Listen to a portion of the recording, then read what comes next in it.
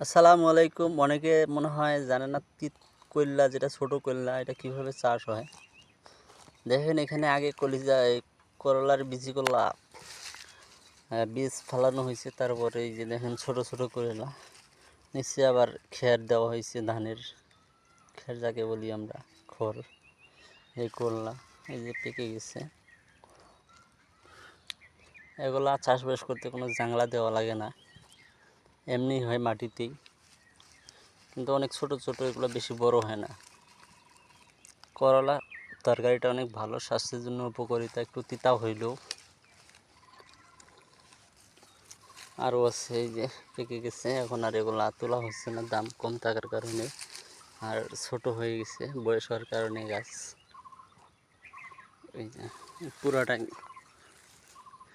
করলা বাগান, এটা পুরা জমিটাই করলা গাছ লাগানো আছে। অনেক করলা গাছে এখনো ফুল আছে।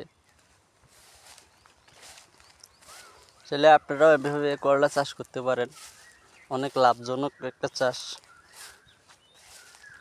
লাভজনক সবজি বললেই চলে। এখনো প্রচুর পরিমাণ ফুল আছে, দেখতে পারতেছেন।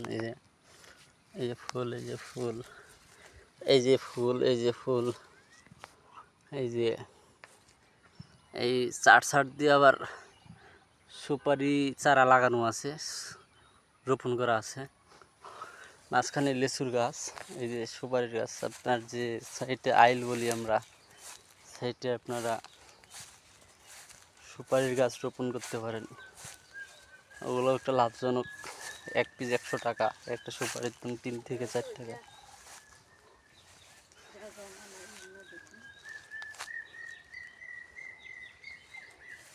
একটা গাছের দাম 100 টাকা, আর একটা সুপারির দাম হচ্ছে 3 থেকে 4 টাকা।